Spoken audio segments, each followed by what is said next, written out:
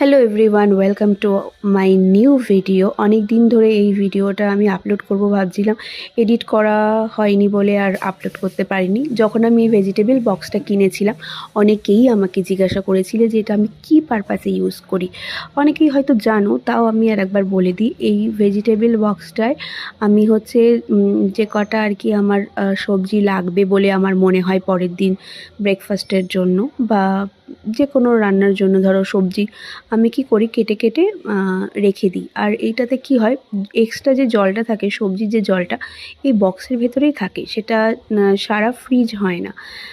তো আর যেহেতু ওপরের একটা লিডও আছে, তো মানে সেফটিভাবেই আমি ফ্রিজে এটাকে ঢোকাতে পারি।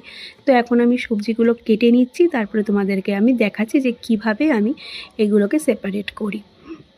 দেখো এখানে আমি আজকে পেঁয়াজ কলি আর ক্যাপসিকাম আর ক্যারট এই তিনটে আমার লাগবে কালকে, তো সেটাই কেটে নিয়েছি আর ধুয়ে এখানে রেখে দিয়েছি। আর তিনটে বক্স ফাঁকা আছে। তো চলো লিডটা লাগিয়ে এবারে আমি ফ্রিজে এটা রেখে দেবো। পরদিন সকালবেলা আমার বেশিক্ষণ লাগবে না টিফিনটা তৈরি করতে। তো চলো ভিডিওটা তো বানিয়ে দিলাম, কেমন লাগলো অবশ্যই জানিও। ভালো লাগলে লাইক শেয়ার কমেন্ট করে পাশে থেকো।